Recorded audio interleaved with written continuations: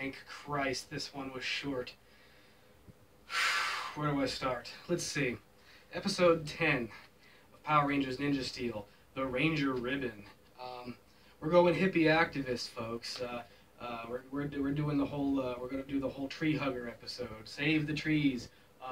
Again, which is a good message. I'm not saying save the trees is bad. We want to save the trees. It's how we get our oxygen, for goodness sake. But episode 10 of Ninja Steel, The Ranger Ribbon, starts out with the Rangers all running in a field all happily, and they go up to this one lone big tree, and it's got hundreds and hundreds of ribbons all over it, obviously to commemorate people's visit to the tree. A silly idea, I know, but I'm sure there's something out there somewhere that's kind of like that. But I digress. One thing I'd like to note real quick is that at least this episode felt short, mainly for the fact that the ass clowns, Victor and Monty, kind of took a bit of a backseat finally. It only took 10 episodes, but finally an episode where we didn't really see a whole lot of these characters. And when we did see these characters, there just wasn't a whole lot of dialogue, thankfully, for once. Like I said, in this, the Blue Ranger, Preston, his father, obviously, is the CEO of a big corporation and wants to cut down the tree to make room for more construction. Well, obviously the lumberjacks come out and say they're going to cut down the tree. The Rangers say, no, you can't cut down this tree. And obviously here comes the protesters and stuff, and eventually the Preston's father, which I do believe is played by a relative of Peter Sidarso, the actor who plays Preston Tien. Peter Sidarso, obviously, also, by the way, if anyone didn't know, is the younger brother of Yoshi Sidarso, which was the Blue Ranger from Dino Charge, from Power Rangers Dino Charge, just the last season. So I thought that was kind of interesting. They brought in the younger sibling of another Ranger from just the previous series. I think that's been done a couple of times in the past. I can't remember any of the names off the top of my head, though. But this one didn't seem too terribly bad.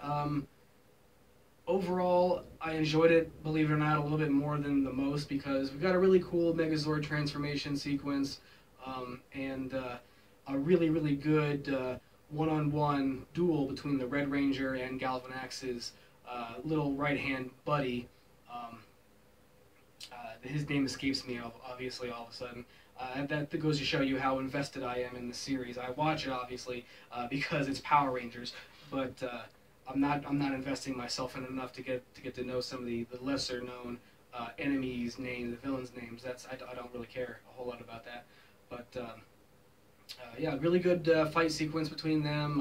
A lame monster, of course, because of the whole wanting to chop down the tree part of the storyline. The monster that Galvanax sends down is a chainsaw monster, or just a monster who's got chainsaw blades coming out of his elbows, out of his arms. And of course he's trying to chop down the tree, and the Rangers are stopping him, and here comes the bad guys, and they defeat the monster, but then they actually defeat the monster rather simply too. That's one thing I wanted to mention real quick about Ninja Steel, is that the way they're finishing off the monsters in this, before they obviously, the monster spins, hits the button, and they grow, sends the beam down and grows the monster so they can get in their Megazords and just repeat the same process over and over again. It's kind of lackluster. They just had, all 5 Rangers blasted him, and then the Gold Ranger blasted him, and then that was it. Kind of lackluster. Again, the Megazord sequence was way better. The big draw to Ninja Steel at this point, just get to the end when they're in the Megazord in the cockpit in their Ninja Master mode. That's the coolest part, is when they're in the Ninja Master mode. The suits, the armor, they're absolutely stunning. I love it. But that's really all I have to say about this episode. I can't go into too much detail because there really wasn't much detail in this episode. Again, the ass clowns Victor and Monty, they at the very, very end, well, I wouldn't say it's actually the very end. It's actually about 10 minutes from the end. Victor and Monty are Preston's the Blue Ranger's father's bodyguards somehow, which is a little bit strange. They're just high school kids, aren't they? And then he comes and wants to chop down the tree. Even the lumberjacks see the protesters. They don't want it, and then eventually the lumberjacks don't want to do their job and cut down the tree. So the Blue Ranger's father, he takes one of the chainsaws from one of the lumberjacks and says, "I'll do it myself." And then all of a sudden, magically, a blue ribbon falls out of the tree at the wind and falls right on Preston's father, just happening to have the names of him and his and his now deceased wife, the Blue Ranger's mother. What? I understand that the Blue Ranger's whole gimmick is he's magic and whatnot. He's really got really good luck and he's magical. But that's really, really far-fetched, even for a situation like that where magic is involved. It's just too much of a coincidence. And then of course he gets all teary-eyed, says, I remember this now. We did this with your mother. And he's like, and then he turns around and just a complete change of mind. The tree stays. Yay. Yay.